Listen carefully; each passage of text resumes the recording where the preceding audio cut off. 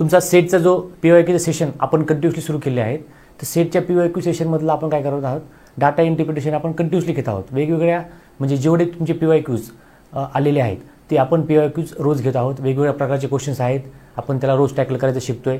हळूहळू काय होतं असते की तुमचं थोडं स्वतः जर तुम्ही करायला गेलात तर तुमचं काय होतं, नॉलेज ऑटोमॅटिकली किंवा तुमचं ऑटोमॅटिकली स्पीड वाढत आहे, बिल्टअप होत आहे. ठीक आहे. तर आता लास्ट पार्ट म्हणू शकतो आपण किंवा डाटा इंटरप्रिटेशन या सेक्शनवरती आलेले सर्वच्या सर्व प्रश्न घेतलेले आहेत. आजचं लेक्चर हे शेवटचं असेल की ज्याच्यामध्ये आपण डाटा इंटरप्रिटेशनवरती सगळे PYQ आपण कव्हर केलेले आहेत. आजचं लेक्चर सेशन संपलं आपलं, याचा अर्थ की आपले डाटा इंटरप्रिटेशन या सेक्शनवरचे सगळेच्या सगळे PYQs कव्हर झालेले असतील. ठीक आहे. तर बघूया डाटा इंटरप्रिटेशनमध्ये काय असतं की तुम्हाला एक आलेख दिला असतो, एक ग्राफ असतो किंवा पाय चार्ट दिला असतो. त्या पाय चार्ट सॉल्व्ह करायचा, म्हणजे डाटा दिला असतो तो इंटरप्रेट करून आपल्याला आन्सर काढायचे असतात. ठीक आहे. तर मग आता बघूया, हा क्वेश्चन दिलाय. ह्या क्वेश्चनमध्ये काय दिलं बघा, use the following table to answer the questions. Distribution of the areas under various food crops. म्हणजे काय आहे बघा, इथे दिले फूड क्रॉप, कोणते कोणते फूड किंवा कोणते कोणते अन्नधान्य वगैरे घेतलेले आहेत. आणि इथे काय दिले आपल्याला, पर्सेंटेज ऑफ एरिया किती टक्के. आता राईस किती 20%, व्हीट 20%, बार्ली, ज्वार, बाजरा, मेज वगैरे हे असे एक म्हणजे फूड क्रॉप आणि त्यांचं पर्सेंटेज एरिया. म्हणजे समजा राईस 20% एरियावरती आहे, व्हीट 20% एरियावरती. तुम्ही ह्याच्या सगळ्यांचं जर बेरीज केली, ॲडिशन केलं तर हे झालं 50 आणि हे झालं 10, 60 आणि हे परत काय झालं बघा, हे परत 40 झालं असणार आहे. बरोबर, 28, 29, 30 बरोबर. म्हणजे जवळपास हे 100% एरियावरती म्हणजे 100% एरिया आपल्याकडे. त्या 100% एरियावरती कोणतं फूड किती पर्सेंट आहे हे दिलेलं आहे. तर हा एक चार्ट आहे, ह्याच्या बेसिसवरती आपल्याला क्वेश्चन्स आहेत. तर बघा पहिला क्वेश्चन बघा, परत मी तो चार्ट घेतलेला. पहिला क्वेश्चन काय विचारलं बघा, if the total area under jowar is 1.5 million acre. जवारच्या अंडर किती आहे, 1.5 मिलियन एकर एवढा एरिया असेल तर what is the area under rice. राईसच्या अंडर किती एरिया आहे. आता मला सांगा जवारचं पर्सेंटेज बघा. आता जवार म्हणलं आपल्याला फोकस करावं लागेल. डायरेक्टली काय विचारलं आपल्या जवारचं पर्सेंटेज किती वर मित्रांनो, 5%. आणि जवारचा एरिया किती आहे, 1.5 million square, 1.5 million acre, sorry 1.5 million acre. आपण काय करायचं, 1.5 लिहा, ती मिलियन वगैरे ती बघूया नंतर. ठीक आहे. जवारचा एरिया किती आहे, 5% आहे आणि त्याच्यावरती 1.5 मिलियन एकर एवढी लँडवरती 5% म्हणजे एवढी लँड आहे जवारची आणि त्याच्यावरती 5% जवार झालेली आहे. ठीक आहे. त्यांनी विचारलं what is the area under rice. तर राईस मला सांगा, राईस कुठे आहे, राईसला 20% आहे. मग हे मला सांगा, ह्या 5%ला जर मी इंटू 4 केलं किंवा गुणिले 4 केलं तर किती उत्तर आलं आपलं, 20 आलं. मग ह्या 1.5 ला मला मल्टिप्लाय 4 ने करावं लागेल. बघा 5%साठी तुमचा 1.5 मिलियन एकर एरिया आहे. 5%साठी 1.5 मिलियन एकर एरिया आहे. 20%साठी किती एरिया असेल, मग हे 5 गुणिले 4 केलं किंवा हा एरिया 5 होता, 4 पट वाढल्यावरती 20 झाला. मग इकडे पण 4 ने गुणावं लागेल. मग 15 काय होतं रे, 6 होतं, 6.0 किंवा 6. म्हणजे आपलं उत्तर काय आलं, 6 मिलियन एकर. 6 मिलियन एकर आहे का पहिलाच म्हणजे ऑप्शन आहे आपला किंवा पहिल्या ऑप्शनमध्ये आपलं उत्तर आहे. समजलं का. त्यांनी काय दिलं बघा, पर्सेंटेज दिलेले 5%साठी 1.5 मिलियन एकर आहे, 20%साठी किती, असं डायरेक्टली जरी केलं तरी तुमचं उत्तर येऊन जातं. ठीक आहे. तोंडी प्रश्न होता हा, सोपा होता. हा नेक्स्ट क्वेश्चन दिला आपल्याला बघा, काय दिला क्वेश्चन आपल्याला, the following table shows the distribution of the candidates who appeared for the MBA entrance. MBA entrance असते माहिती आपल्याला. तर MBA एंट्रन्ससाठी काही मुलं परीक्षेला बसले होते examination. And the candidates who pass the examination in 7 different institution. म्हणजे किती मुलं बसले आणि किती पास झाले. तर हे वेगवेगळे इन्स्टिट्यूशन आहेत. वेगवेगळे इन्स्टिट्यूशन म्हणजे कॉलेजचे नाव म्हणू शकतो आपण. किती बसले आणि किती पास झाले दिलेले. आणि सगळ्यात इथं काय दिलं आपल्या इथं पर्सेंटेजमध्ये दिलेलं आहे. इथं दिलेलं पर्सेंटेजमध्ये तर टोटल एवढे मुलं बसलेत, अपेअर झाले आणि टोटल त्याच्यामध्ये एवढे पास झाले, हे आपल्याला दिले पर्सेंटेजच्या फॉर्ममध्ये. इकडे मराठीमध्ये सांगितलेलं आपल्याला. ह्याच्या बेसिसवरती आपल्याला क्वेश्चन्स आहेत, ते क्वेश्चन्स बघितल्यावर तुम्हाला समजेल. प्रश्न काय बघा पहिले, नंतर क्वेश्चन म्हणजे हे बघूया graph. What is the ratio of the past candidates to the candidates who appeared for the examination for institute A. बघा त्यांनी काय सांगितलं, इन्स्टिट्यूट ए वर फोकस करा. What is the ratio of passed candidate. Passed candidate किती रे, म्हणजे आपल्याला पूर्ण एच्या ह्या पूर्ण ह्याच्यावरती फोकस करायचा. आता त्यांनी काय विचारलं, what is the ratio of the past candidates to the candidates who appeared for the examination. Past candidates आणि अपियर कॅन्डिडेट्स, ठीक समजते. मला सांगा पास्ट कॅन्डिडेट्स एचे, ठीक आहे, एचे पास्ट कॅन्डिडेट कसं काढणार आपण. बघा एचे पास, आता मी सगळे बद्दल बोलतोय. तर पास्ट कॅन्डिडेट्स एचे पास कॅन्डिडेट तुम्ही कसं काढणार, 18% पास झालेले, किती पैकी, 5,700 पैकी. मग मी काय करणार 5700 इंटू 18/100 का बरं 18% पास झालेले 0 0 0 0 कॅन्सल 18चा टेबल म्हणा किंवा 18चा पाडा म्हणा 18 पंचे 90 18 सका 200 18 सत्तर 26 असे ठीक आहे 6 आले हातचे आले 12 18 पंचे 90 90 आणि 10 100 102 बरोबर ना 18 गुणिले 57 18 पंचे 90 18 सका 200 18 सत्तर 26 असे 126 ला 6 हातचे आले 12 18 चोक 72 18 पंचे 90 90 आणि 12 90 आणि 12 इथं जर तुम्ही बघितलं 2 आणि 10 102 म्हणजे एवढे मुलं काय झाले आहेत पास झालेले एचे बरोबर कसं काढलं मी असं काढलं त्यांनी का बरं काढलं मी त्यांनी काय विचारलं what is the ratio of the pass candidates to the appear candidate appear किती 22% मग कोणाच्या 8550च्या मग मला इथे लिहावं लागेल अपियर मग किती आहे 8550च्या अपियर 22/100 हा 0 कटला 5 दुने 10 आणि हा 11 झाला ठीक आहे नंतर आपण काय करू शकतो ह्याला ठीक आहे ह्याला 11 ने मल्टिप्लाय करा 11 5 55 55 ला 5 हातचे आले 5 परत 11 5 55 आणि 5 55 आणि 5 60 झाले 0 हातचे आले 6 11 8 88 88 आणि 6 8605 डिवायडेड बाय 2 परत डिव्हिजन करा बेचोक 8 बेत्रिक 6 0 ठीक आहे नंतर आपण काय म्हणू शकतो त्याला 0 झाले नंतर बेदुने 4 आणि बेपंचे 10 ठीक आहे बेपंचे 10 अरे हां आपल्याला रेशो काढायचा ना रेशो काढायचा आहे आपल्याला तर अपियर्ड काय विचारलं त्यांनी what is the ratio of the pass candidates to the candidates who appeared for the examination for institute A institute एला किती मुलं पासचा रेशो आणि अपियरचा रेशो म्हणजे 8550 इंटू 22/100 तर आपण जर काढलं बघा इथं परत एकदा चेक करा 0 0 कटला 5 2 10 आणि 11 झाले सॉरी बेपं हां इथं चुकलं आपलं नाही इथं बरोबर आहे 5 2 10 नाही बेपंचे 10 आणि इथं 11 पाहिजे बेपंचे 10 आणि इथं 11 पाहिजे हां इथं थोडं आपलं चुकलेलं 1 मिनटं सांगतो काय झालं आपलं इथं हे पहा इथपर्यंत बरोबर आहे आपलं सांगतो इथं 1 मिनटं हां इथं आता काय झालं बघा इथं 0 0 कट झाला आपला इथं राहिले 855 आणि इथं राहिले नंतर मी काय केलं 2चा टेबल बेपंचे 10 आणि बे 11 20 बेपंचे 10 आणि बे 11 20 म्हणजे वर 11 पाहिजे इथं परत 5 5 1 5 8तून 5 गेले खाली उरले 3 5 7 35 आणि 5 1 5 काय केलं समजलं का 5 ह्या 855 ला 5 ने भागाकार केला 5 1 5 8तून 5 गेले खाली उरले 3 35 झाले 5 7 35 आणि 5 1 5 म्हणजे 171 गुणिले 11 11 1 11 1 हातचा आला 1 11 सरी 77 आणि 1 78 ला 8 हातचे आले 7 11 1 11 11 आणि 7 11 आणि 7 18 ठीक आहे 1881 हे झाले अपियर्ड आणि पास ठीक आहे अपियर्ड आणि पास मग ह्यांनी काय विचारलं आपल्याला रेशो कसा आहे कोणता pass candidates to the appear candidate pass किती आहेत आपले 10,1026 आणि 1881 रेशो काढा बघा इथं 1026 आणि 1881 ठीक आहे 16 17 18 2 1 3 आणि 6 बघा बेरीज करा यांची 2 1 3 आणि 6 9 8 8 16 17 18 म्हणजे 3 भाग होतो याला ठीक आहे 3 भाग केला 3 त्रिक 9 10तून 9 गेले खाली उरला 1 3 चोक 12 3 दुने 6 ठीक आहे इथं परत 3 सका 18 परत 3 दुने 6 8तून 6 गेले खाली 2 3 7 21 परत 6 आणि 2 8 8 आणि 7 15 4 आणि 3 7 आणि 2 9 परत 3 भाग जातो ठीक आहे बघा 342 आले इथं 627 राहिले परत 3 भाग झालं गेला 3 1 3 1 3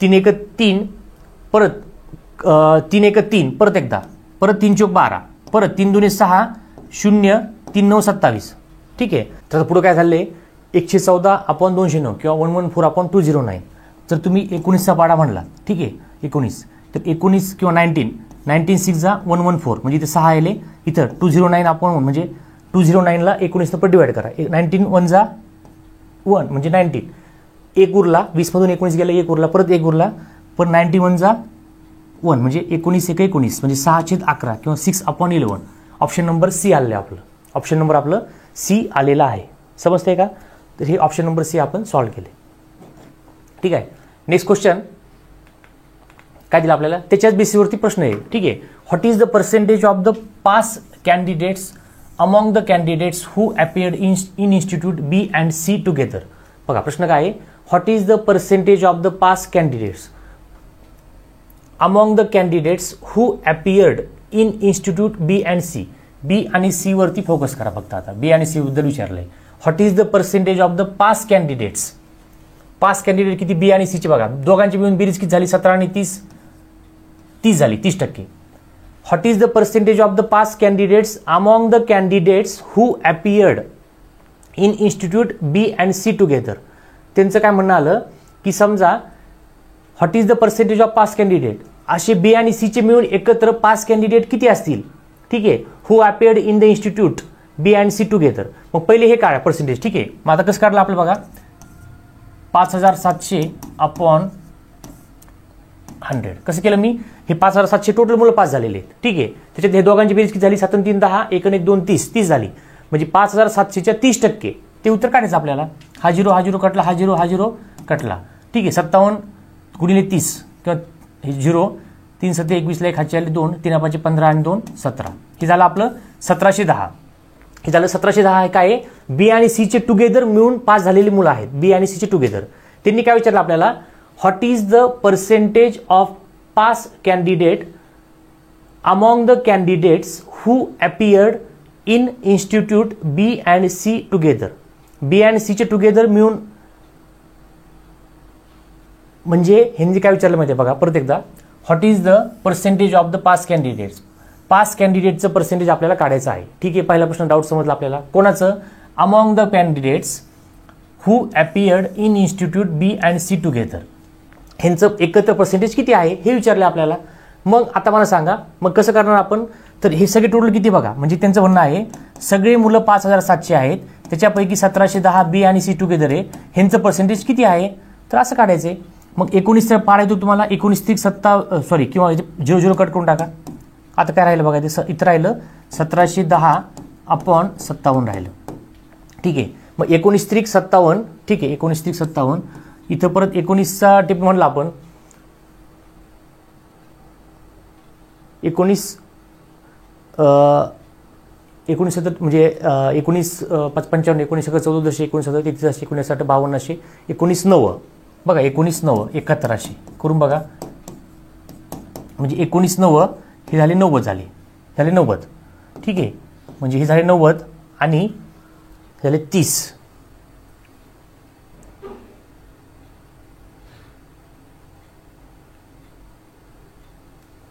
हा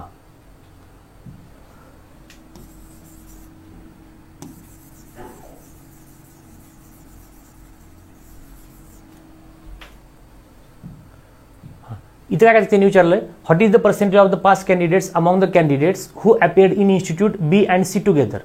पर्सेंटेज ऑफ पास कॅन्डिडेट्स कोणापैकी, जे अपीयर झाले त्यांच्यापैकी. म्हणजे इथं परत हे जे करायचं काय करायचं आपले बघा, 15 10 की झाले 25, हे झाले 25. मग हे पण काढलं आपल्याला. म्हणजे कसं बघा आता, 8550 चे 25%, ठीक आहे. हा 0 कटला, 5 2 10, 5 5 25, ठीक आहे. नंतर काय म्हणू शकतो आपण त्याला, पे एक बे, हे झाले 2.5. म्हणजे 855ला 2.5ने गुणाकार करायचा, 855ला 2.5ने गुणाकार करायचा. 25 सव्वाशेला 5 हातचे आले 12, 25 सव्वाशे, सव्वाशे आणि 12, सव्वाशे म्हणजे 125, 135, 137ला 7 हातचे आले 13, 25 8 200, 200 आणि 13, 200 आणि 13 किती झाले, 3 1 2, 213, 213 आणि पॉईंट नंतर एक संख्या म्हणजे 2100. हे झालं आपलं उत्तर 2137.5. आता ह्याचं आता काढायचं की बी आणि सी अपीयर किती झाले आणि पास किती झाले. मग कसं करलं आपल्याला बघा, 2137.5 आणि इथं काय झालं 1710. आता पॉईंट उडून टाकतो, मग इथं 0 येईल एक्स्ट्रा आणि हे 5 इथं असं होईल, पॉईंट उडून टाकला मी, ठीक आहे. इंटू 100 आहे तसंच करायचं. मग आता ह्याला काय करायचं आपल्याला, भागाकार करायचा आहे. तुम्ही जर हे कॅल्क्युलेशन केलं तर हे येतं अप्रॉक्सिमेटली 80%. किती येत आहे, अप्रॉक्सिमेटली आपलं उत्तर येतं 80%. डायरेक्टली उत्तर काढू शकता तुम्ही, ठीक आहे. नेक्स्ट क्वेश्चन काय दिलं आपल्याला, which institute has the highest percentage of the candidates pass to the candidates appeared. कोणत्या इन्स्टिट्यूटचं त्यांचं म्हणणं आलं की हायेस्ट पर्सेंटेज ऑफ कॅन्डिडेट. त्यांचं म्हणणं आलं की कोणतं इन्स्टिट्यूट असं आहे की ज्याचं highest percentage of candidates pass to the candidates appeared. म्हणजे पास झालेले किती आहेत अपीयर झालेपेक्षा. मग आपल्याला काय करायचं आहे, पास झालेले पर्सेंटेज काढत चालायचे सगळ्यांचे. मग इथं किती दिले, BCFE, which institute has the highest percentage of candidates pass. मग आपण फक्त फोकस करायचा इथं B, नंतर C, नंतर F आणि E किंवा E आणि F, 9 आणि 15 ह्यांच्या म्हणजे 17%, 5700चे 17%, 5700चे 13%, 5700चे पुन्हा 15%. जे हायेस्ट येईल ते आपलं उत्तर असणार आहे, ते आपलं उत्तर असणार आहे. तर ते जर तुम्ही करायला घेतलं तर तुम्हाला समजते which institute has the highest percentage of candidates pass to the candidates appeared. तर कोणतं इन्स्टिट्यूट आहे की जे हायेस्ट विद्यार्थी पास झालेले आहेत. तर तुम्ही जर काढलं तर त्याचं उत्तर डायरेक्टली येते B उत्तर येते. त्याचं काय ऑप्शन येतं, पर्याय क्रमांक A त्याचं उत्तर येत आहे B आन्सर येत आहे, त्याचं B आन्सर येत आहे. ठीक आहे. Next question, the number of candidates pass from institutes A and D together exceeds the number of candidates appeared from institute C and E together by. काय विचारलं बघा, number of candidates pass from institute A and D together. Pass बघा, pass 6 column आहे, A आणि D together हे किती pass झाले.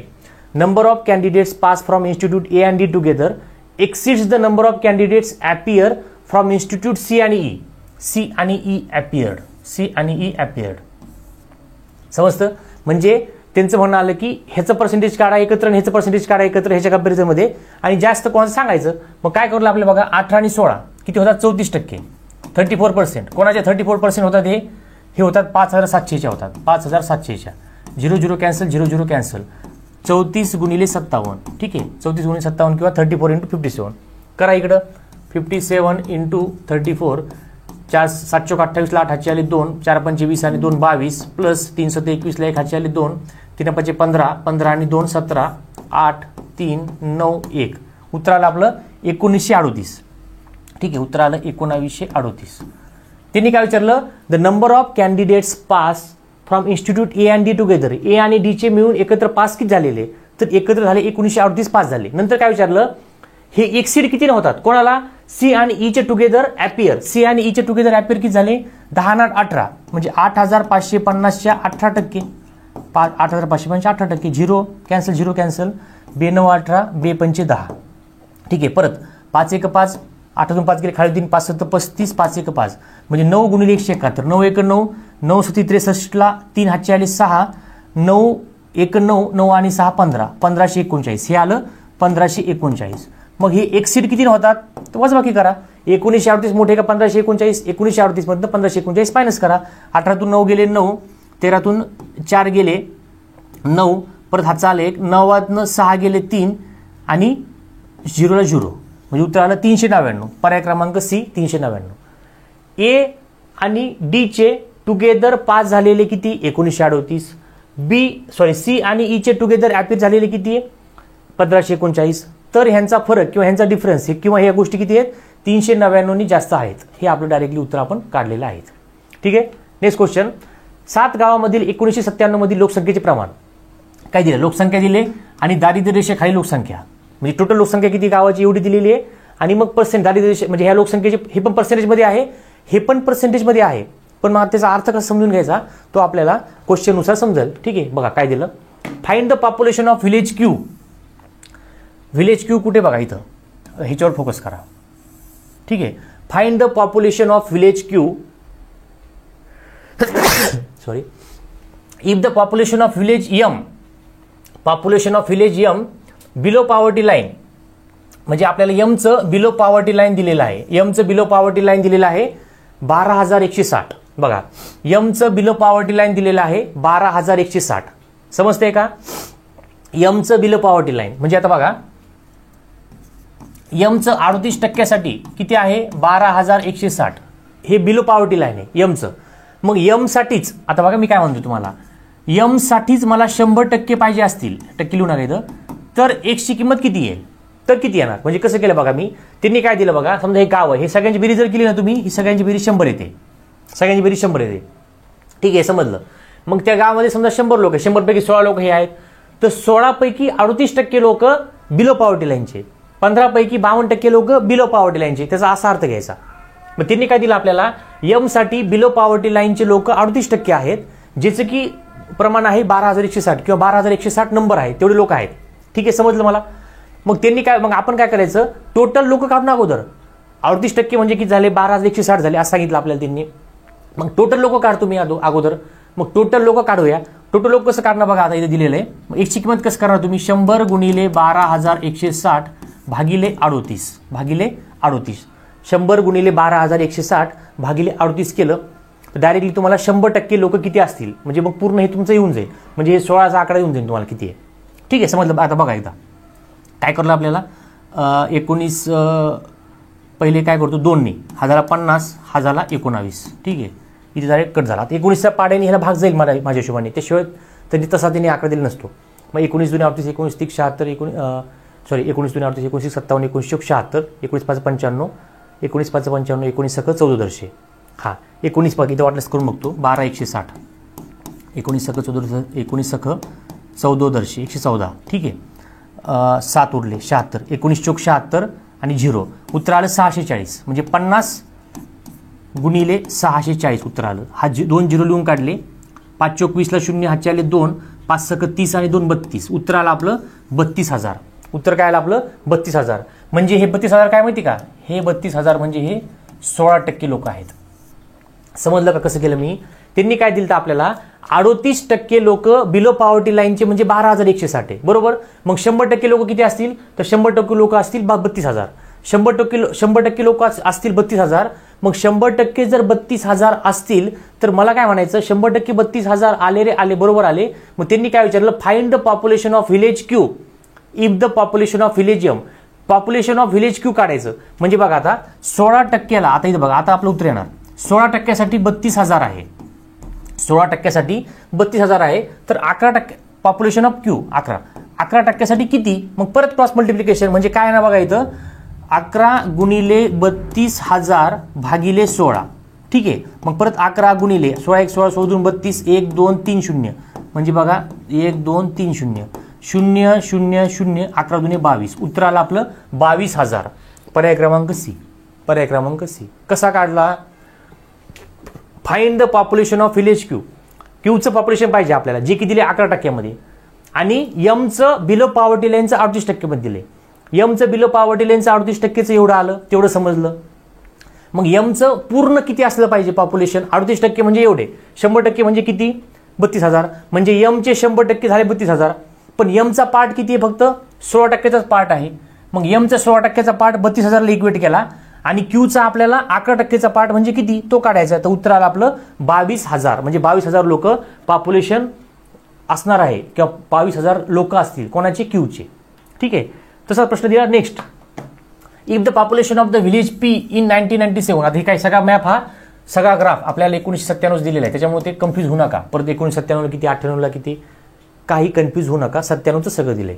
If the population of village P is 32,000. Population of village P, village P म्हणजे किती बघा, पॉप्युलेशन दिलं म्हणजे या 16%चा आकडा किती आहे, 32,000 आहे.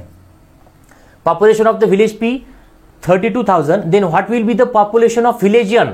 Population of villagers below poverty line. बघा आता population of villagers below poverty लाईनचं काढायचं, हे काढायचं आपल्याला, हे दिलंय हे काढायचंय. ठीक आहे, मग मला हे बघा आता कसं करणार मी, 16%ला 32,000, तर 15%ला किती ते मला काढावं लागेल. समजते बघा, आता 16%ला 32,000 होते, तर 15%ला किती, 15%ला किती, एक्स करायचं. मग 15 गुणिले 32,000 भागिले 16. ठीक आहे, 16 1 16 16 दुने 32 1 2 3 0, परत 1 2 3 0 आणि 15 दुने 30, 30,000. म्हणजे हा आता बघा 15% म्हणजे हा आला 30,000. आणि ह्याच्या 52% काढायचे. आता ह्याच्या 52% काढलं की तुमचं ऑटोमॅटिकली काय येतं, बिलो पॉवर्टी लाईनचं यनचं पॉप्युलेशन येते, जे की विचारलेलं आहे what is the population of the villagers below poverty लाईनसाठी. मग मला सांगा 30,000चे 52% काढायचे. सोपं एकदम, 30,000च्या 52% करायचे आहेत. 30,000च्या 52% करायचे. 2 शून्य कटले, 2 शून्य कटले, 52 गुणिले 300, 2 शून्य लिहून काढले, 3 दुने 6, 3 5 15, म्हणजे 15,600 उत्तर पाहिजे. आहे का 15,600? आहे. 15,600 आणि 16,500 पण आहे कन्फ्युजनसाठी आपल्याला. तर पर्याय क्रमांक बी आला 15,600. ठीक आहे.